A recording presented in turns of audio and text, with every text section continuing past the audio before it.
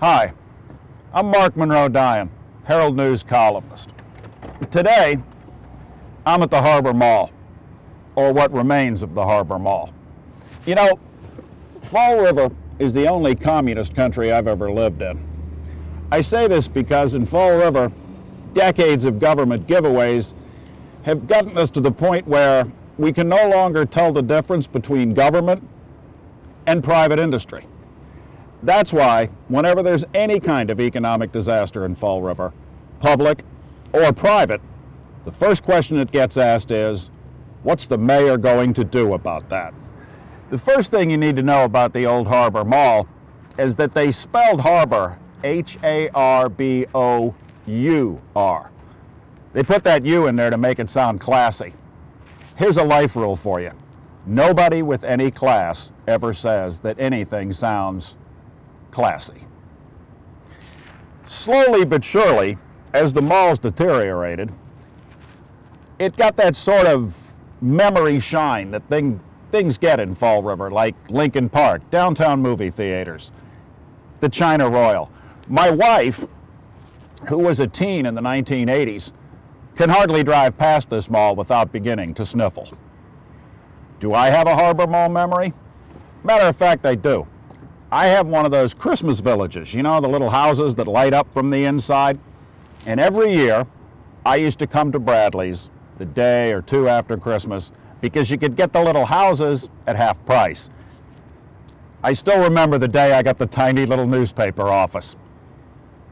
Now, you know, I'm getting a little weepy myself. Of course, in Fall River, we would always rather have a past than a present. You can't do anything about the present. It's right here. Sometimes it doesn't look too good, but you can paint the past any color you want. Past can be endlessly manipulated, shined up like a bowling ball till it looks just the way you want it to look. Recently, we've been told there may be some sort of, let's say, semi-upscale outdoor mall here. And when you start contemplating an outdoor mall in Fall River, the jokes write themselves. I mean, it's going to be Fall River, right? So the mall's going to have a liquor store that specializes in those nips of cheap flavored vodka, 40-ounce bottles of malt liquor, a tattoo parlor, a veterinary clinic for pit bulls, a medical clinic for toddlers who've been mauled by pit bulls, a smoke shop that sells those $7.89 a pack cigarettes, a laundromat, maybe a Hooters, definitely a Hooters, and a store that sells pajama bottoms. You know, the classy kind you can wear to church. By the time the locals get through savaging the idea of a new mall, we'll be convinced that this empty mall is a better deal than anything you could build. The one thing I know right now is that while this is no guaranteed success, if I were a developer and I thought a casino was going in right over there, I'd want to buy something right here. The casino may never happen, but it's getting closer.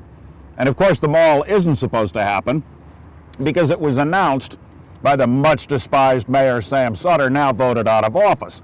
This being a communist country, we begin to hate the last all-powerful, all-seeing leader just as soon as we elect the next all-powerful, all-seeing leader.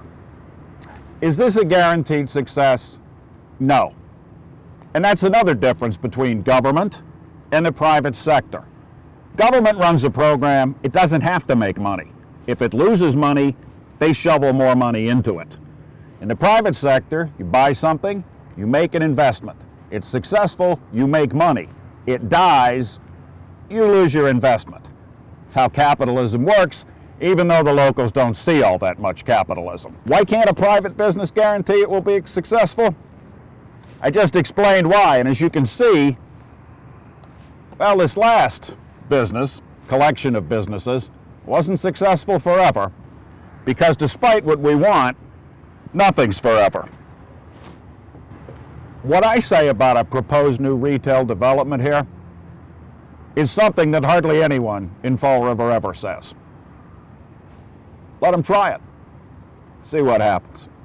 One of the things I did when I got up this morning and got dressed was I made sure that nothing I was wearing was bought in Fall River. Jackets Orvis, shirts LL Bean. My shoes come from the Johnston Murphy outfit in Rentham, and my pants, and I can guarantee I'm wearing pants, I got online. Yeah, everything I'm wearing, I bought out of town. I'd like to see that change.